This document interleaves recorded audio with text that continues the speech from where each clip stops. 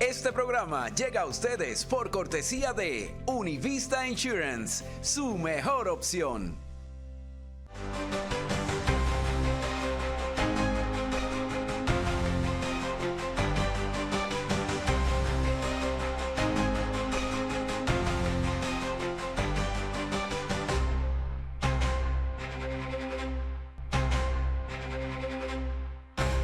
¿Qué tal? ¿Cómo están? Muy buenas noches. Acabar con la política de puertas abiertas que Biden impuso durante sus 4 años de presidencia y tratar de concluir esta crisis migratoria sin precedentes en la historia reciente de los Estados Unidos, que, como saben ustedes, permitió esa entrada ilegal aquí en nuestro país de más de 11 millones indocumentados. Fue durante la campaña y va a ser durante la presidencia de Donald Trump uno de los objetivos principales de su nueva administración. Un tema que, junto a la economía, se convirtió en el de mayor relevancia para los votantes estadounidenses en estas pasadas elecciones y hacia el cual su voz en las urnas fue clara y contundente, respaldando al ahora presidente electo.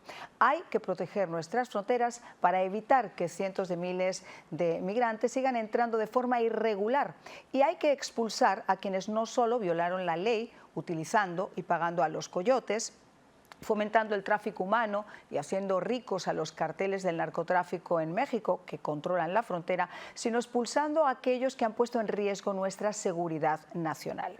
Objetivos que, como viene siendo habitual en una prensa liberal que ha tratado de tergiversar, demonizar y acabar con cualquier propuesta del ahora presidente electo en el pasado y también en el presente, desinformando a conciencia y de alguna forma tapando algunas de esas fechorías de Biden en materia migratoria, pues han sido inmediatamente resaltadas en grandes titulares como la gran deportación masiva de todos los millones de indocumentados que ya están en este país, dibujando una especie de cacería masiva, una cacería de brujas por las calles de nuestras principales ciudades, que para nada, señores, se ajusta a la realidad, pero que, como es obvio, pues ha sembrado la duda y ha generado temores entre muchos inmigrantes. Quizá incluso muchos de ustedes que están acogidos a programas migratorios como DACA, o son nicaragüenses, venezolanos, cubanos o haitianos acogidos a ese parol humanitario que bajo esta administración les permitía gozar de un permiso de trabajo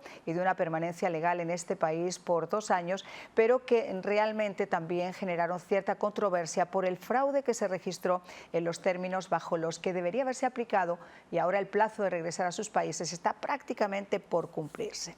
Y aunque aún no se han dado las directrices concretas de lo que va a ser esta nueva política migratoria, lo que sí podemos asegurarles, para tranquilizar a muchos de ustedes, es que la prioridad va a estar centrada en deportar masivamente, pero a esos criminales que entraron en Estados Unidos con largos antecedentes criminales en sus países de origen, o que tristemente son reincidentes en crímenes cometidos aquí en los Estados Unidos, que quizá habían sido puestos en libertad por jueces y fiscales cuyas campañas políticas fueron financiadas por esos individuos con esas maquiavélicas visiones del nuevo mundo, y donde los victimarios tristemente tienen más derechos que las víctimas, o aquellos miembros de pandillas como el famoso Tren de Aragua, miembros de carteles del narcotráfico mexicano que también son parte de la cadena de este lucrativo negocio en Estados Unidos, pederastas, violadores y cualquiera que haya atentado contra un ciudadano o la seguridad nacional en nuestro país. Pero para saber qué pasa entonces con esos otros grupos que mencionaba anteriormente, sometidos ahora a programas o a parols, o para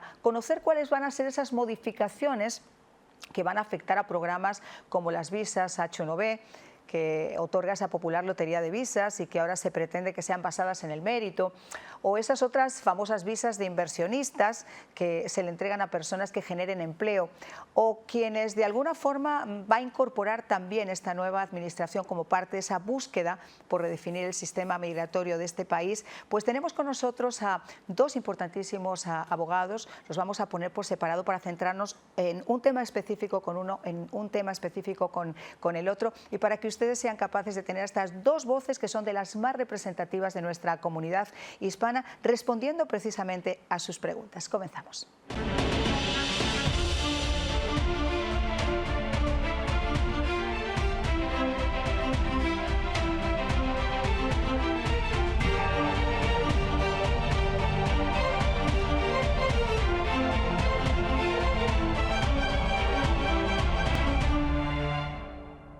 Bueno, pues estamos ya, les voy a presentar a nuestros invitados de esta noche. Se encuentra el doctor Ángel Leal, abogado de inmigración. Un poquito más adelante se incorporará también Marta Arias, abogada de inmigración. Pero quisiera conversar con el doctor Leal precisamente sobre lo que estábamos comentando en nuestra introducción. El miedo que ha causado, abogado, muchísimas gracias por estar con nosotros. Un gusto volver a saludarlo.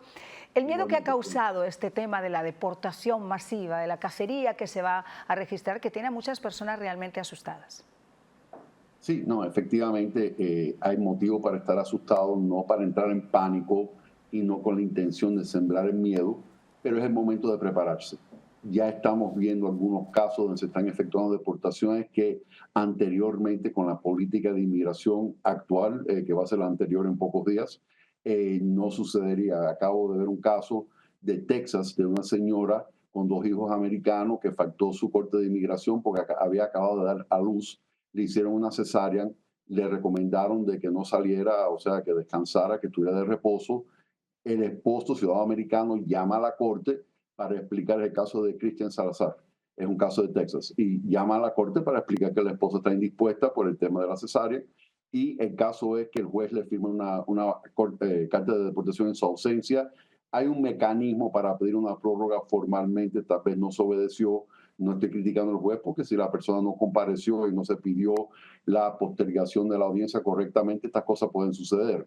Pero generalmente lo que preocupa es que después ICE llama a esta familia para discutir el tema migratorio de la señora y en ese momento la detuvieron y la deportaron con hijos americanos. Los hijos americanos no fueron deportados, pero acompañaron a la madre a México. El caso es que el esposo americano está aquí solo sin su familia.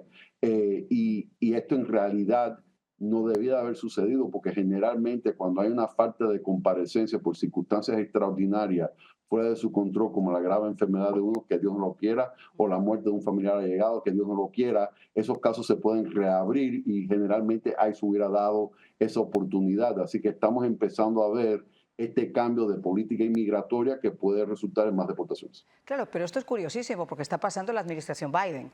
Esto no ha pasado todavía en la administración del presidente Trump, porque él sigue siendo un presidente electo y no un presidente en funciones, y su política migratoria como tal no ha entrado en efecto. Entonces, ese tipo de cosas hay que marcarlas para ser justos en lo que esta administración está haciendo todavía a día de hoy, en ese momento. Y ahí vamos precisamente a cómo se manejan este tipo de cosas por los medios de comunicación y cómo se confunde también a las personas que nos están viendo. Siempre se ha demonizado al presidente Donald Trump, por ejemplo, con el tema de las deportaciones, pero pocos de ellos recuerdan que el expresidente Obama fue el presidente en el cargo que más personas sacó de este país y sin beneficiar, y ahí está mi siguiente pregunta, a todos esos millones de indocumentados que también están en este país, que se merecen más que nadie que les saquen de las sombras, que son personas de bien, que llegaron quizá de forma irregular, pero que han cumplido con las reglas, que tienen a sus hijos acá, que están ya insertados en esa sociedad, a quienes todas las administraciones, tanto republicanos como demócratas, les han prometido el oro y el moro en las campañas políticas,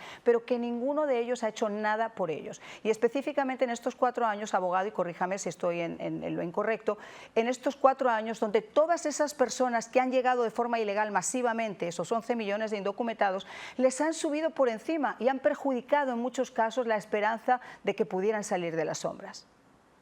Bueno, sí, vimos números récord de ingresos durante la administración Biden, en gran parte por la pandemia y el acúmulo de personas que deseaban entrar, que finalmente cuando se abrieron los puertos de entrada, esto sucedió. Hubo un tiempo, diría 1 año y pico, 2 años del mandato de Biden, donde hubo un flujo descontrolado migratorio en la frontera sur, indiscutiblemente. Eventualmente se aprueba reglamentación en mayo del 2023 que se llama Secure the Border, asegurar la frontera.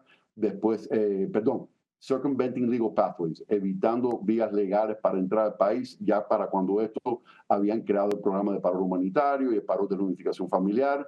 En septiembre del 24, la de Secure the Border, asegurar la frontera, todo con el propósito de parar el flujo descontrolado en la frontera, descalificando a las personas para poder pedir asilo si entran de forma ilegal por la frontera sur, suroeste específicamente.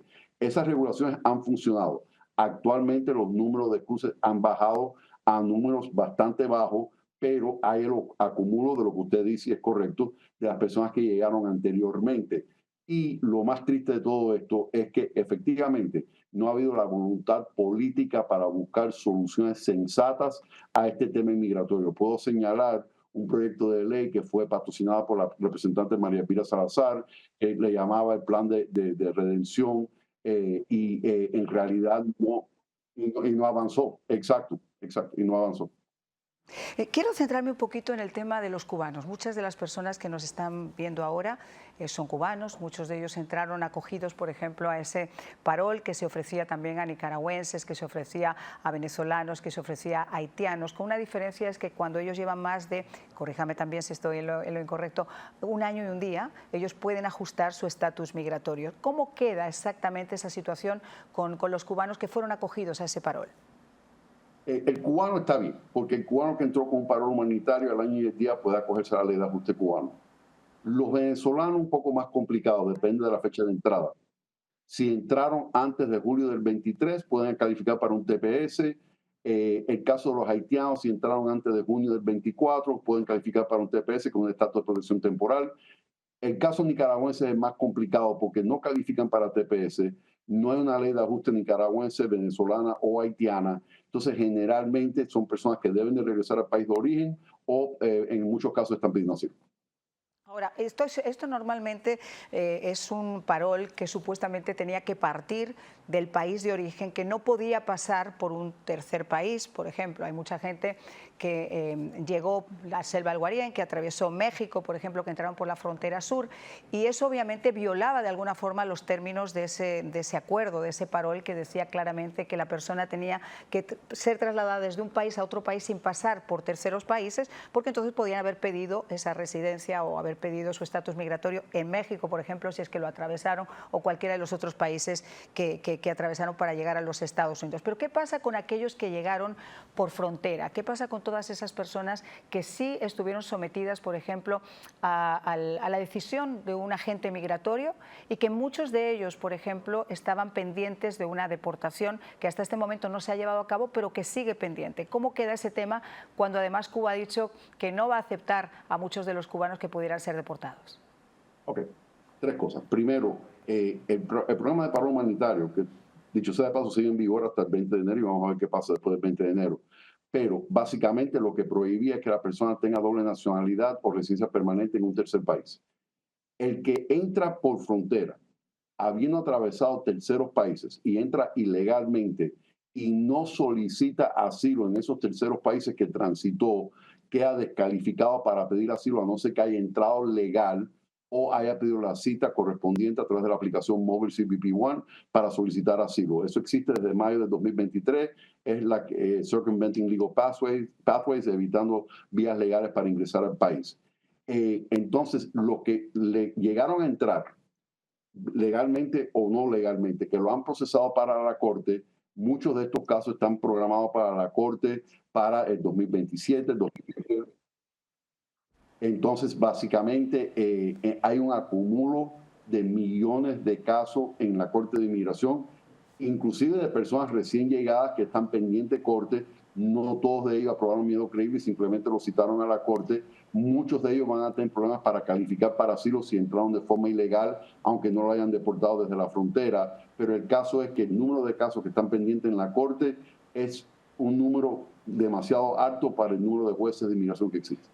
Exacto, cuando hablamos, por ejemplo, de etapas, porque hasta este momento, como digo, se ha hablado de deportaciones masivas, pero incluso Tom Homan, que es el nuevo zar de la frontera, fue enfático, por ejemplo, en una rueda de prensa hace 2 días, en los que aseguraba que iban a ser enfáticos con los criminales y con todos aquellos que hubieran atentado contra bienes o contra personas aquí en los Estados Unidos, que esa iba a ser realmente su enfoque y su prioridad, obviamente porque son conscientes que sacar de este país a 11 millones de indocumentados, por mucha voluntad que quizás se quisiera tener, es muy poco práctico, y yo le diría que hasta imposible por cómo está este engranaje hecho en estos momentos. Ahora, el tren de Aragua, se ha hablado tanto del tren de Aragua, hace 4 días volvieron a entrar en un edificio de Aurora, pero esta vez no se pudo negar la evidencia porque 14 de ellos fueron detenidos. Eso volvió otra vez a poner el dedo, la atención sobre estas bandas ultranacionales, que primero fue la Salvatrucha, el M13, que ahora están centralizadas en el tren de Aragua, que están tratando de insertarse no solo en Colorado, sino en otros estados. Esa gente son la prioridad de lo que se llaman en este momento deportaciones masivas. Efectivamente. Y esta incursión de personas que están vinculadas al crimen organizado es totalmente inaceptable. La función del Departamento de Seguridad Nacional primordialmente es asegurar la seguridad nacional y la seguridad pública.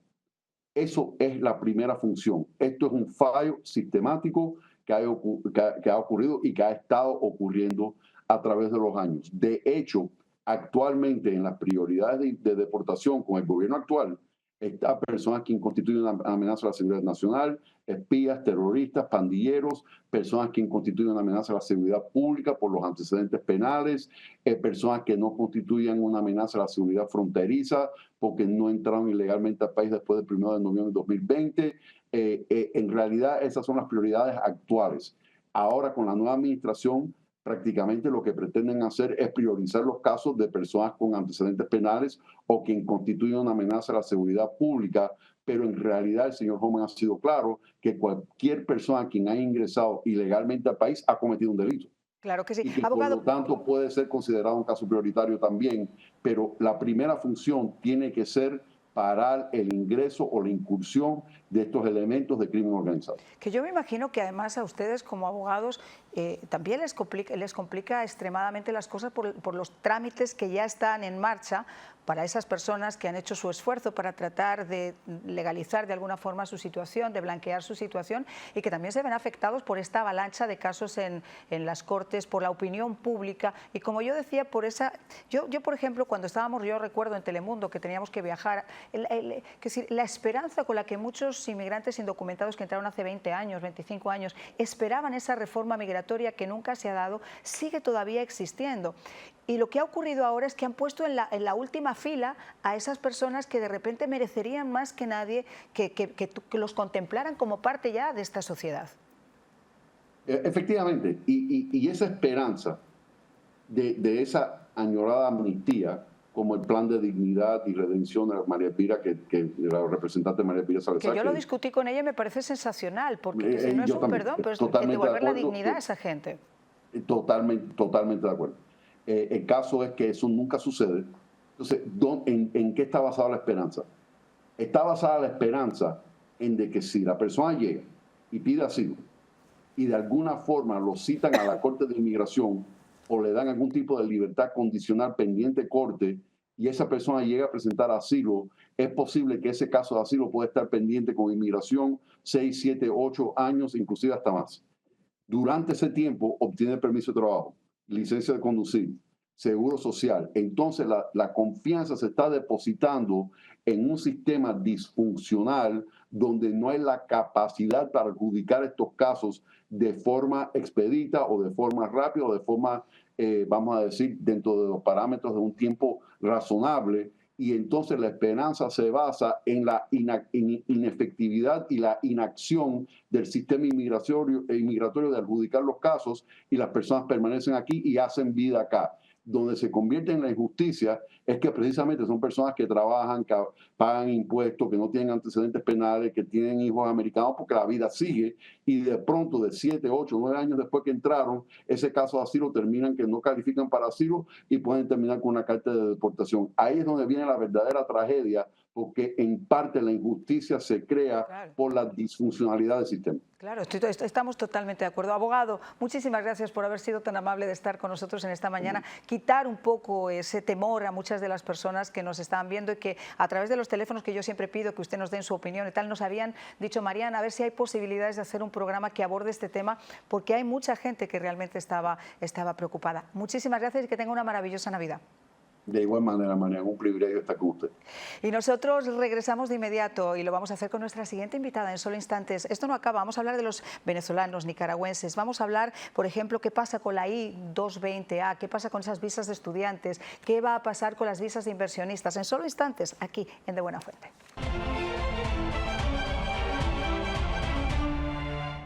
Al igual que llega la época navideña, también nos llega la nueva temporada de inscripción de los seguros de salud. Ha sido un placer educar a los miles de clientes que cada año confían en Univista Insurance. Con más beneficios que nunca antes y mejor preparados, las compañías ofrecen planes desde 0 pagos mensual, 0 deducible, 0 copagos y una red de centros médicos, especialistas y hospitales muchísimo más amplia. Esta es tu oportunidad de llamar a Univista Insurance y comenzar tu año asegurado, porque Univista Insurance es la mejor opción. Café es mío. ¡Vamos! Cafecito es mío. Sin él me desespero. Si me falta en la mañana, juro que me muero. Café es mío, café. Café es mío, café.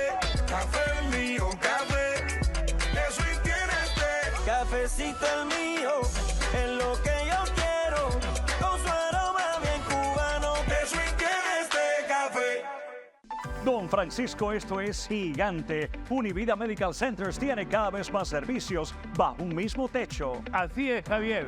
Univida Medical Center cubre todas las necesidades de sus pacientes, con médicos primarios y especialistas, servicio dental, óptica, centros de bienestar y las innovadoras cámaras hiperbáricas. Llama ya y nuestras expertas operadoras te asesorarán en todos los beneficios que calificas. Porque salud es vida. Univida. Llama ya.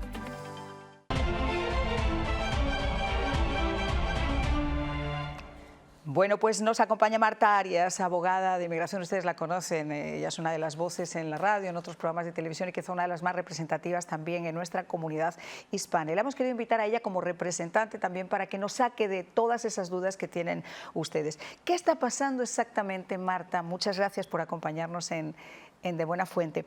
Con esos cubanos, por ejemplo, que entraron con la I-220A, ¿cómo va a quedar la situación de todos esos cubanos? Muchas gracias, Marian. Un placer estar con usted y toda su audiencia. Bueno, a ver, ¿qué va a pasar con estos cubanos que tienen la 220A? En este momento todavía el tema es incierto. El tema está en la sala de apelaciones de inmigración, que se llama el Board of Immigration Appeals, el BIA.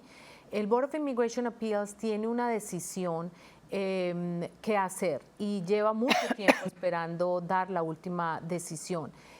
Hubo un juez aquí en la ciudad de Miami que dijo que la 220A debe ser considerada un parol. ¿Por qué? Porque la ley rápidamente le explico, la ley dice que cuando una persona entra por frontera o al puerto de embarque, cualquiera que sea mar o tierra o aire, la persona tiene que tener o una admisión, que es una visa, o tiene que tener un parol, pues que es un permiso para entrar. De lo contrario, la persona debe ser detenida. Si la persona no tiene un parol, no tiene una admisión y no es detenida y le dan la 220A, esa figura no existe en el estatuto. Entonces, los que pelearon, vamos a decirlo así, legalmente este caso en la corte, le informaron al juez, le mostraron la ley y le dicen, no hay otra posibilidad dentro de la ley de considerar la 220A, sino un parol, no hay otra. El juez aprobó esto, aceptó esos argumentos y pues estas personas se les consideró que esa 220A era un parol. ¿Qué pasa? Que el gobierno apeló. Inmigración está representada en la Corte de Inmigración por el Departamento de Homeland Security. Los fiscales apelaron este caso y este es el que está en la sala de apelación, lleva 4 años. ¿Qué es lo que está pasando? Esto es un tema político, Mariana. Esto es un tema político y parece que la Corte está diciendo, mire, ¿sabe qué? Vamos a dejarlo aquí, vamos a esperar a ver si el Congreso o el gobierno actúa. Y el tema está allí. Entonces, no sabemos si la sala de apelación va a tomar una decisión más adelante. Nos preocupa, obviamente, en este momento, ¿por qué? Porque viene un nuevo presidente. El nuevo presidente puede, a través de su fiscal general, tomar esa decisión. Como pasó en la época de Trump anteriormente, cuando estaba el fiscal Sessions. El fiscal Sessions tomó varios casos de la sala de apelaciones y dijo, yo voy a decidir estos casos. Entonces puede pasar que el nuevo fiscal tome ese caso para decidirlo en una forma, vamos a decir, unilateral del Departamento de Justicia, no de la sala de apelación. Otra cosa que puede pasar, Mariana, es que el Biden, el presidente actual, antes de irse, emita un concepto a través de su fiscal también o él mismo. Entonces, bueno, eso es lo que estamos esperando. El tema es incierto. Es muy incierto, pero lo que sí, yo creo que, y lo hablábamos con Ángel Leal anteriormente, hay que tranquilizar a muchas de las personas que nos están escuchando, porque cuando se habla de las deportaciones masivas y algunos medios han pintado, incluso con imágenes, yo el otro día estaba viendo un reportaje que realmente, si esto fuera de alguna forma, se pudiera castigar, se pudiera penar, yo lo utilizaría como un ejemplo perfecto, porque estaban poniendo imágenes de persecuciones en las llamadas ciudades santuario, hablaban de entrar en los colegios, hablaban de entrar en las iglesias para poder...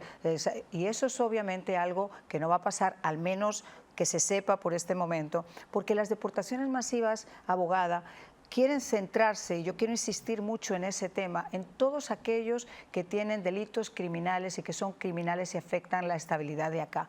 Hay muchas personas que dicen, yo quiero contratar un abogado, yo quiero legalizar mi situación, pero estoy en veremos porque me han dicho que me van a deportar y que me van a perseguir, y eso no es cierto, al menos en esta fase. Sí, efectivamente. A ver, lo que pasa es que en la política anterior del presidente Trump, cuando estaba en su administración, él emitió una política donde se le permitía a ICE detener personas en ciertos lugares como iglesias, sinagogas, la corte, los hospitales.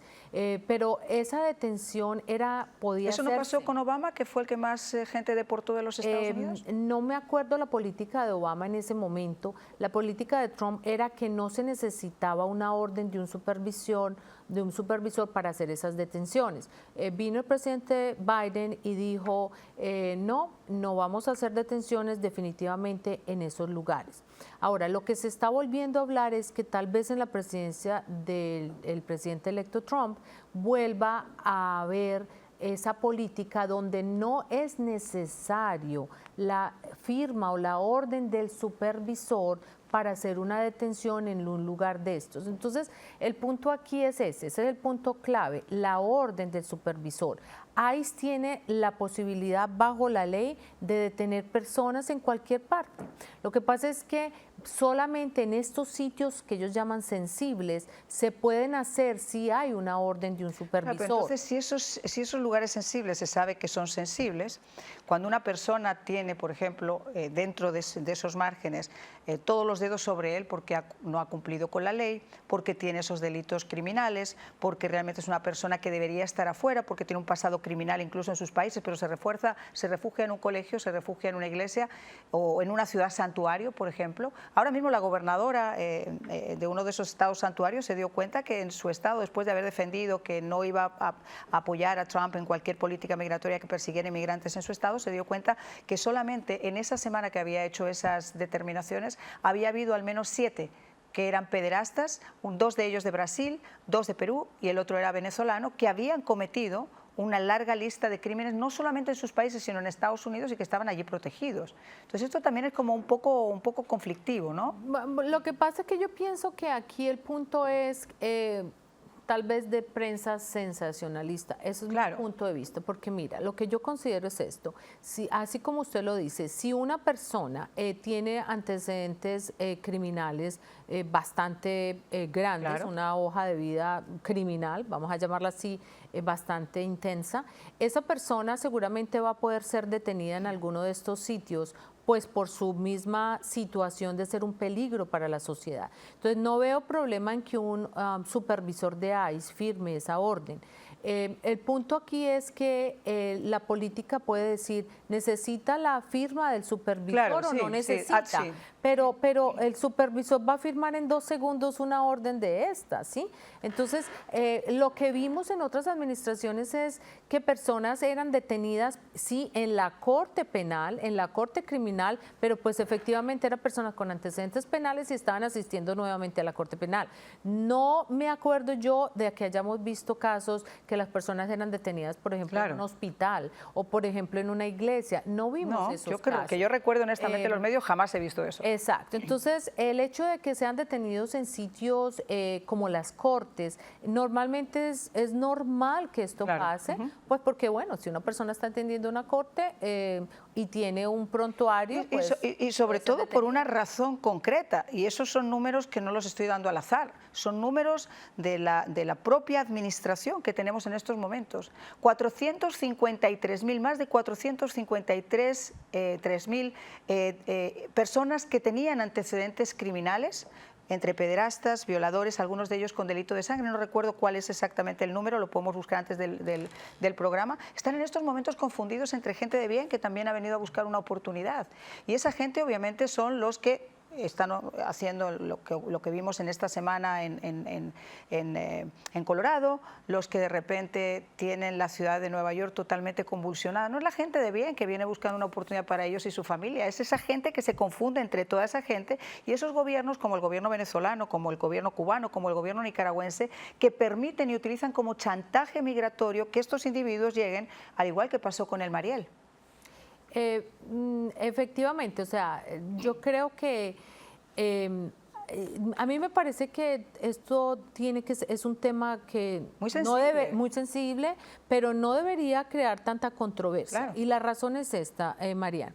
Hay un estatuto, hay una ley, ¿cierto? La ley dice, si tú cometes estos y estos y estos delitos, tú eres inadmisible a entrar a los Estados Unidos. Asimismo, si tú cometes estos y estos otros, eres deportable. Entonces, hay unas causales de inadmisibilidad, que son las que no te dejan entrar, y unas de deportabilidad, que son las que te deportan si cometen X o Y delitos. Entonces, ¿qué es lo que pasa? Que también hay unas causales que dicen porque si usted está sin estatus va a ser deportado. Pero la mayoría de las veces, en mi experiencia de casi ya 22 años de abogada de inmigración aquí en el sur de la Florida, es que las personas que son deportadas, la mayoría de las personas tienen antecedentes penales, son personas que de alguna u otra forma han roto o han violado la ley. Entonces, ¿por qué? Hay personas, yo tengo en mi oficina personas que han llegado y llevan 30, 40 años en los Estados Unidos sin estatus migratorio, no tienen antecedentes penales, se han portado bien, han pagado sus taxes, sí, tienen todavía un estatus no definido, pero ahí están, no los han cogido.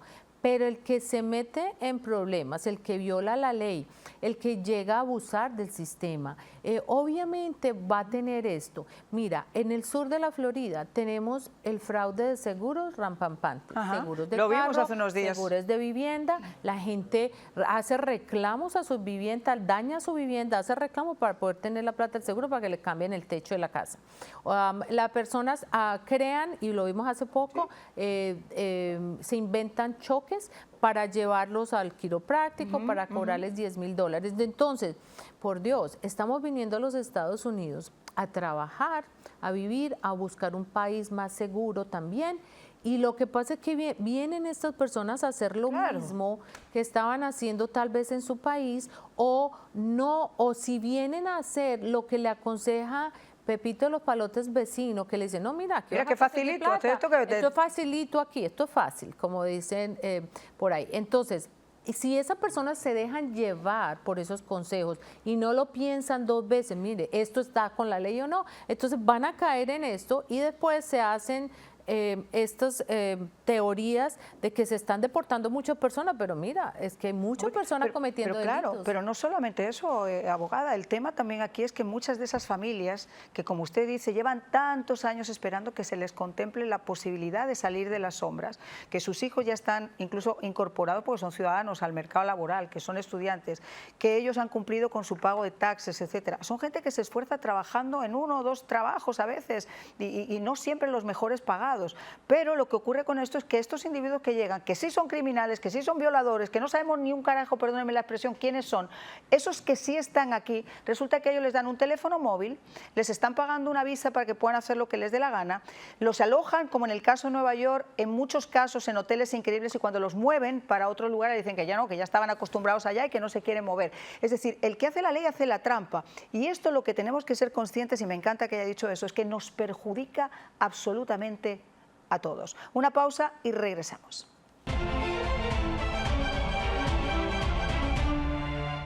Al igual que llega la época navideña, también nos llega la nueva temporada de inscripción de los seguros de salud. Ha sido un placer educar a los miles de clientes que cada año confían en Univista Insurance. Con más beneficios que nunca antes y mejor preparados, las compañías ofrecen planes desde 0 pagos mensual, 0 deducible, 0 copagos y una red de centros médicos, especialistas y hospitales muchísimo más amplia. Esta es tu oportunidad de llamar a Univista Insurance y comenzar tu año asegurado, porque Univista Insurance es la mejor opción. Café, el mío. ¡Vamos!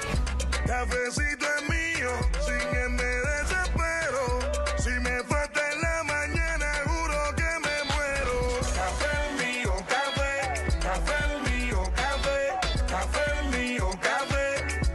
Eso y tiene este. Cafecito el mío, es lo que yo quiero, con su aroma bien cubano. Eso y tiene este café.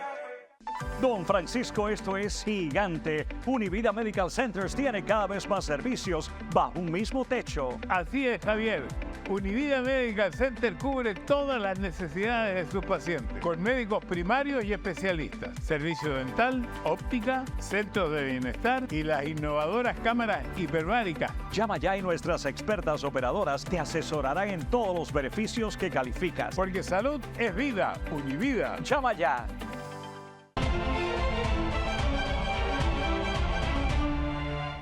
Bueno, abogada, los venezolanos particularmente, los nicaragüenses, todos los que llegaron hace algún tiempo, los casi 30.000 o hasta 30.000 que mensualmente podían entrar aquí en los Estados Unidos y que ese plazo está a punto de vencerse. ¿Cuáles son sus posibilidades de quedarse y cuántos cree usted realmente que van a cumplir con el compromiso de irse?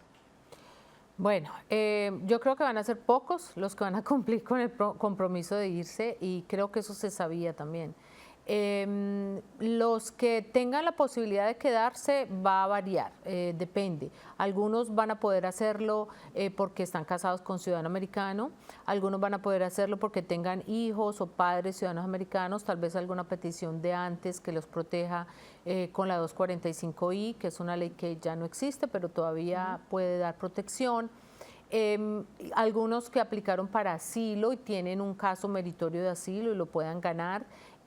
O sea, cada uno va a tener un destino distinto dependiendo de su caso, pero yo creo que, vamos a decir, de un 100%, no creo que sea más de un 5% y eso máximo, tal vez un 10%, los que se vayan por su propia cuenta apenas les venza. ¿Y los que decidan quedarse y no tengan solucionado, por ejemplo, ese proceso de asilo o esa otra posibilidad de poder, cómo quedaría su situación en este país? Los que decidan quedarse, si no tienen un asilo pendiente en la corte, van a quedar totalmente fuera de estatus. Tienen que tener o un asilo pendiente que les dé cierta legalidad o protección, porque ya después de que se les acabe su parol, no van a tener ninguna. Claro, y el tema del asilo ha sido también muy conflictivo, porque antes el asilo tenías que tener ciertos paradigmas para poderte acoger realmente a un asilo. Ahora cualquier persona, y eso es una realidad, lo hemos conversado con muchos abogados también, que ve que su estatus migratorio pende de un hilo, pues también se acogen a una petición de asilo, perjudicando a los que de verdad son perseguidos políticos o los que de verdad su vida depende de poderse quedar aquí en los Estados Unidos. Es decir, querer trabajar aquí como esteticista, por ponerle a usted un ejemplo, no es una calificación de asilo. Sin embargo, se hacen esas peticiones frente a un señor que realmente en Venezuela está perseguido de poder regresar a su país porque el régimen de Maduro lo va a meter en la cárcel mañana.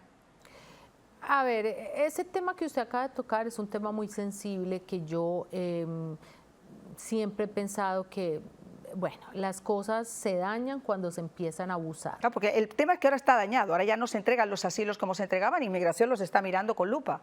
Exacto. El problema es que, y esto es lo que yo veo, esta es mi opinión, es cierto, de 100% de asilos que se presentan, yo creo que tal vez un 0.5, tal vez el 10% sean meritorios. De resto, la mayoría de los asilos no son meritorios, es decir, no cumplen con los requisitos de la ley, las personas no tienen evidencia y no es un asilo que cumple con todos esos requisitos.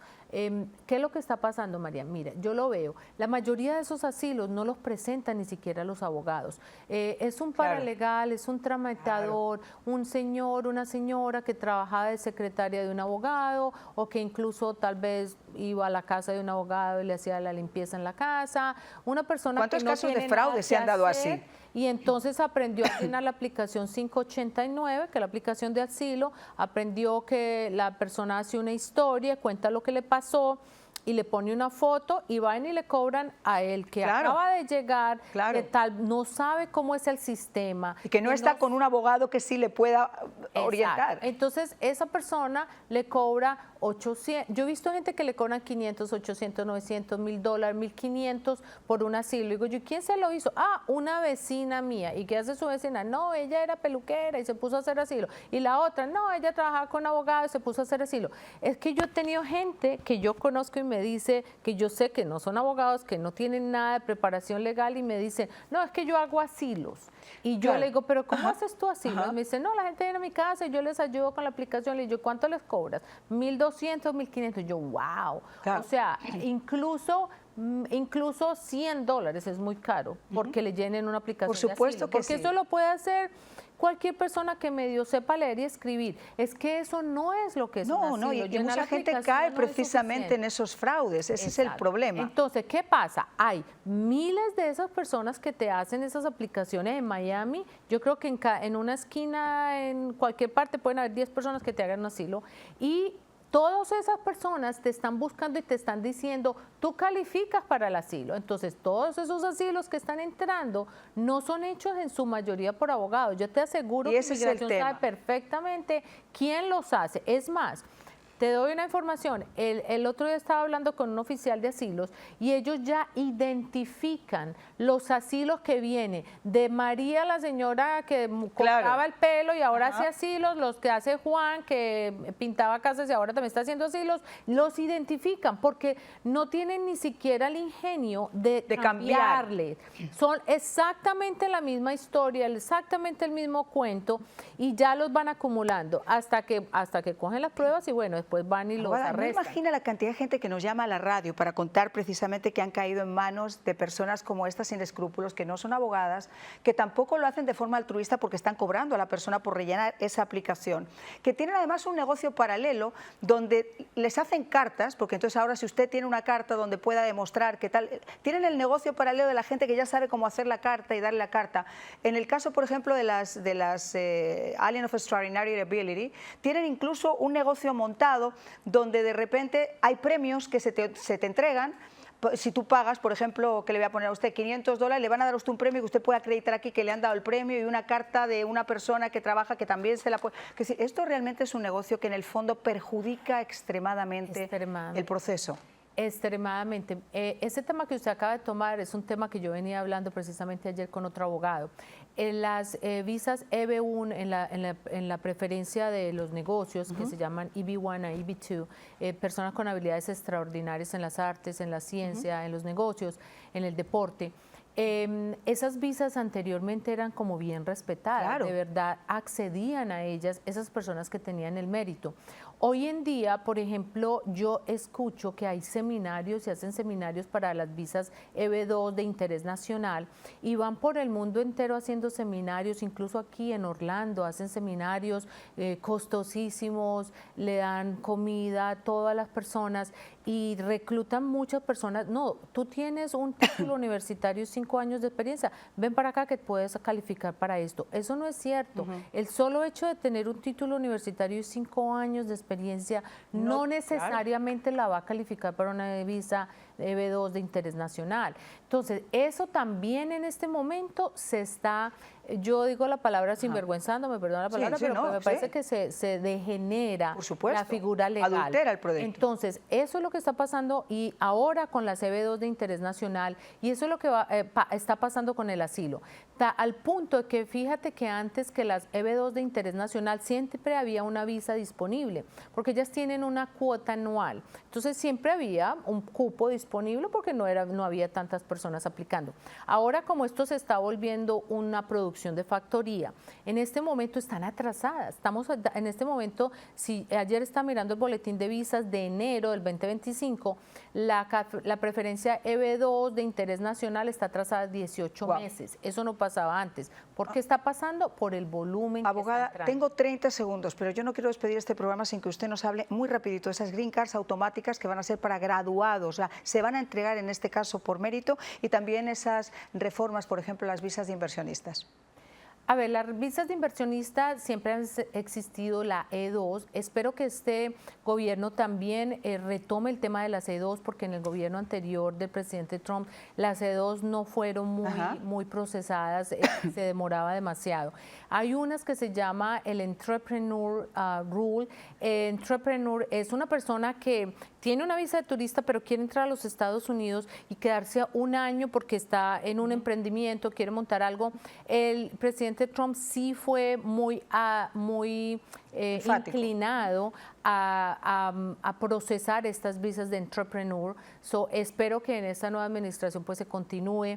En cuanto a darle ciertas visas de mérito o residencias de mérito a las personas que tengan estudios universitarios que terminen. A mí me parece buena idea, sobre todo estos DACA. Hay muchas personas de estos DACA que se graduaron, estudiaron acá, son supremamente exitosos en su profesión, pero obviamente no tienen su legalidad, no han cometido fraude, no se han casado por papeles, se siguen allí esperando que se les solucione. Esas personas sí se merecen que les hagan que les den un beneficio legal bajo la ley. Yo creo, por lo que hemos podido percibir hasta este momento, insistiendo en que todavía no hay nada oficial, todos son especulaciones y pequeños bocetos que nos van entregando en ruedas de prensa.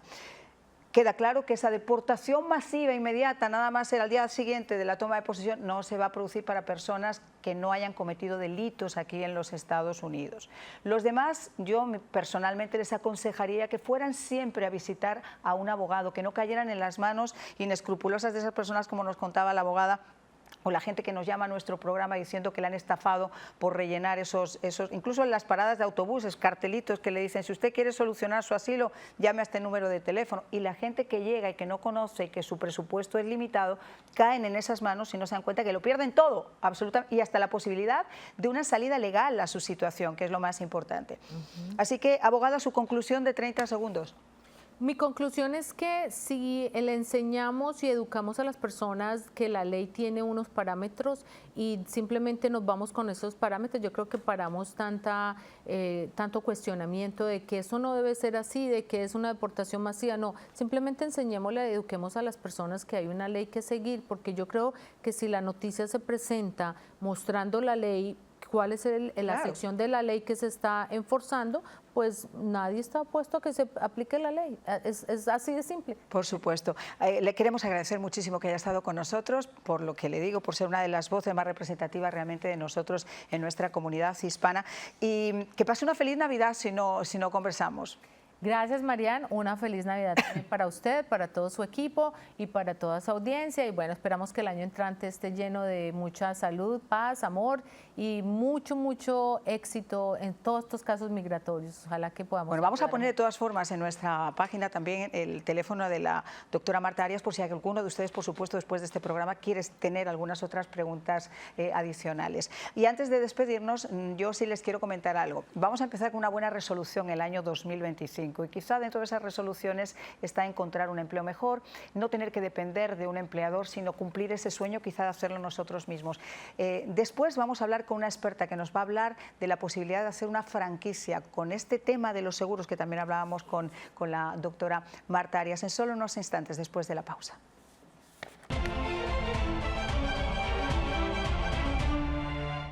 Al igual que llega la época navideña, también nos llega la nueva temporada de inscripción de los seguros de salud. Ha sido un placer educar a los miles de clientes que cada año confían en Univista Insurance. Con más beneficios que nunca antes y mejor preparados, las compañías ofrecen planes desde 0 pagos mensual, 0 deducible, 0 copagos y una red de centros médicos, especialistas y hospitales muchísimo más amplia. Esta es tu oportunidad de llamar a Univista Insurance y comenzar tu año asegurado, porque Univista Insurance es la mejor opción. Café, el mío. ¡Vamos! Cafecito es mío, sin desespero.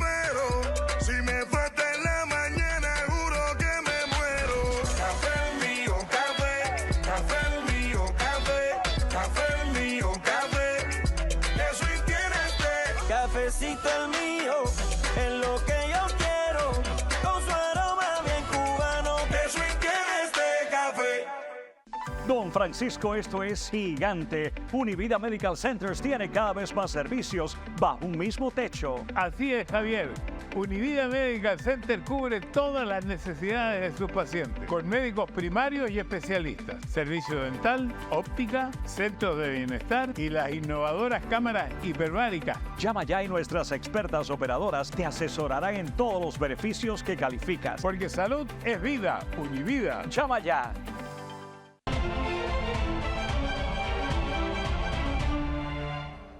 Bueno, pues saben ustedes que hay muchas cosas que uno quiere hacer cuando comienza el año y tal vez uno de esos deseos pueda materializarse si usted decide tener una de las franquicias de Univista. Y usted se preguntará, bueno, ¿y por qué de repente tener esa predicción? ¿Por qué nosotros queremos tener una franquicia? ¿Qué nos diferencia de los demás? Para hablar sobre todo eso tenemos con nosotros a Geraldine Viloch. Muchísimas gracias por estar con nosotros. Yo digo que siempre cuando uno está acabando un año, Geraldine, y va a empezar un año nuevo, tiene resoluciones, ¿no? Y quizá encontrar un buen empleo, sentirse realizado haciendo un trabajo pueda ser uno de los grandes deseos que tienen muchas de las personas que nos estamos viendo. Háblanos un poquito de esas franquicias y de lo que puede ofrecerle a nuestros televidentes.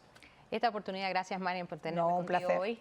Esta oportunidad es crear un legado para la familia a largo plazo, el sueño del emprendedor, la persona que desea construir algo que va a ser no solo para ellos, pero para su familia y otras generaciones, en el negocio tan bonito que es el de seguros, un negocio donde no tiene que usted tener un inventario, no se le va a dañar nada, lo puede trabajar de cualquier lugar, su oficina siempre va a estar dando un servicio educativo de gran inversión en la comunidad, los hispanos en particular, lo necesitamos mucho, un consejero financiero en quien confiar, así que es realmente una oportunidad de negocios, de emprender muy especial, donde hay mucho apoyo de parte de la compañía de la empresa, del respaldo de una marca nacional ya, como lo es Univista, con los mejores productos, las mejores relaciones con las mejores compañías de seguros a nivel nacional que van a siempre responder para el cliente. Ese es nuestro compromiso, es el compromiso al cliente, a la comunidad y al emprendedor. Sobre todo, además, Geraldine, en un momento tan complicado, tan complejo, donde uno no puede estar realmente sin un seguro aquí ahora.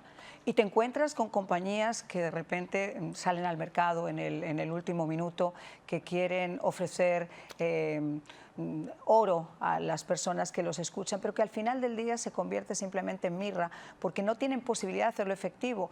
Como te digo, no tienen experiencia, no tienen agentes que estén preparados, no le ofrecen la calidad y sobre todo la responsabilidad a las personas que depositan su confianza en ellos. Cuéntame un poco sobre la trayectoria de Univista para que las personas que nos están escuchando puedan saberlo. Bueno, eso es una trayectoria de 15 años ya en el mercado empezamos en el sur de la Florida, ya con muchísimo orgullo estamos en varios estados a través de los Estados Unidos, siempre enfocado en el mercado hispano, con ese compromiso de traer los mejores productos, el mejor servicio, un compromiso a largo plazo. Tenemos con muchísimo orgullo familias que empezamos con los papás, ahora estamos asegurando a sus hijos, ya algunos nietos, entonces varias generaciones ya de personas de las mismas familias, negocios, muchísimos negocios, la salud y vida de personas. Esto es un proyecto especial que es diferenciado porque tenemos tantas oportunidades, no es solamente automóvil de casa o de automóvil, seguro de casa o de automóvil, sino también de vida y de salud. Entonces es realmente una oportunidad plena y es un compromiso con una trayectoria muy bonita de estar presente en las comunidades y ahora con lo que es la importancia de la tecnología. También tenemos la aplicación, el sitio en web, o sea, queremos que nuestro cliente, sea quien sea, de la edad que sea, esté cómodo, que pueda llegar a nosotros, que pueda llegar a acercarse a una oficina si desea o si quiere por texto o teléfono, hacerlo a través de la tecnología. Queremos estar en todos los sitios y de todas las formas que quieran ellos sentirse cómodos comprando su seguro. Oye, y hablando un poco de estar en todos los sitios, ya son 11 estados en los que Univista está presente. ¿Cuántas franquicias tenéis en estos momentos? Bueno, con muchísimo orgullo tenemos más de 250 oficinas a través de 11 estados. Tenemos centros de llamadas con cientos y cientos de agentes que están disponibles los 7 días a la semana, 24 horas al día. Esa es también otra oportunidad, creo, que es bien importante destacarla para el cliente. Siempre estar a su lado cuando están con una emergencia y en época navideña o en un momento donde quizás otras empresas están cerradas. Nosotros siempre estamos operando, siempre tenemos un equipo para responder ante una emergencia, ante una pregunta, ante algo bonito. Qué necesidad que tengan. Bueno, pues quiero agradecerte muchísimo que hayas estado con nosotros y yo creo que es una invitación muy hermosa, ¿no? El que una persona, por ejemplo, que tiene esa capacidad de poder comunicarse con el público, que de repente ha trabajado para otros y que siempre ha deseado ser un emprendedor y siempre ha deseado de repente llevar la sartén por el mango, pueda tomar una de esas franquicias. Muy brevemente, ¿cuáles serían los pasos para poder hacerse con una de esas franquicias de Univista? Es lo más sencillo. Puede visitarnos en nuestro sitio de web, univistafranchise.com. También puede llamar al número en pantalla. Puede llamar a cualquier oficina de Univista y siempre vamos a estar con muchísimo gusto para ofrecerle esta oportunidad. Geraldine, muchísimas gracias por haber dado estos consejos a muchas de las personas que nos están viendo en la noche de hoy. Que tengas muy feliz Navidad. Igualmente, y gracias para ti. Siempre es un gusto estar contigo. Chao.